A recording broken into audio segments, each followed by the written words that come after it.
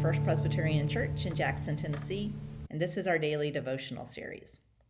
I want to talk today about some of the stress that we're feeling. I think during this time of social distancing and quarantining, there's been a real increase in our stress levels.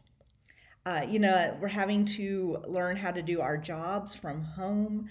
We're having to learn how to use all these new technologies that we weren't familiar with before.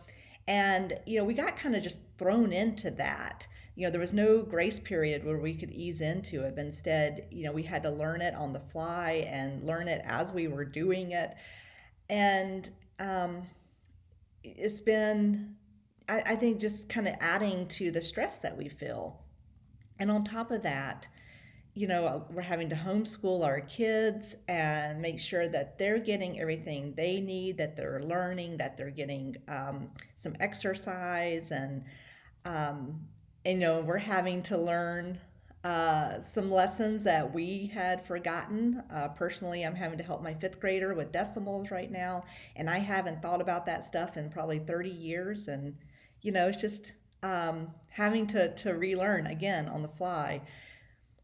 And on top of that, there's all this financial insecurity, economic concerns, and, and also I think that as we're in our homes so much more, we're noticing like all the work that needs to be done on our houses and all the sort of housework that piles up. And at the beginning of all this, we thought, oh, I'll be able to get to all that finally. I'll be able to like clean out those closets or the garage or whatever.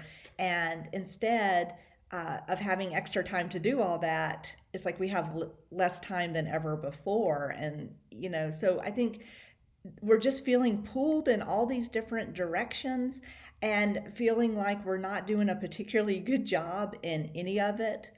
It's just very easy to feel inadequate right now.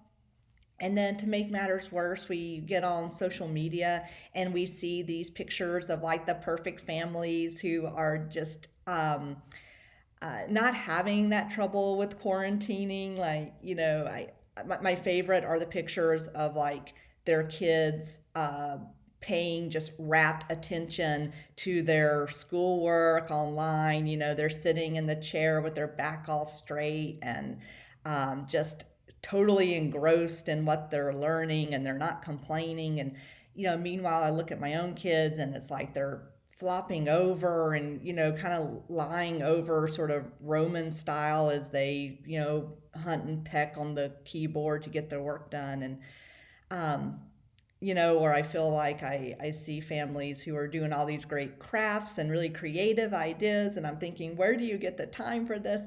It's just so easy to feel like everyone else is handling this all better than we are, and we start to feel inadequate and we're just doing a bad job at all of it. So I think this is a good time for us to remember that even when we feel inadequate, that's not how God sees us, that we are enough for God. God loves us as we are. So I'm going to read from Ephesians 2. I'm going to start in verse 4. This says, "But God, who is rich in mercy, out of the great love with which he loved us, even when we were dead through our trespasses, made us alive together with Christ." And then skipping down to verse 8, "For by grace you have been saved through faith, and this is not your own doing. It is the gift of God, not the result of works, so that no one may boast." So, when we're feeling inadequate and we're feeling like, we'll just never measure up, just remember that God doesn't wait for us to get it all right. God doesn't wait for us to be perfect. God doesn't wait for us to earn grace. In fact, we can never earn it. No one can. None of us can boast in our works. And, but instead, that God didn't wait to save us. God didn't wait to show us grace because God loves us. God cherishes us. We are enough for God. We are loved by God. You are a beloved child of God.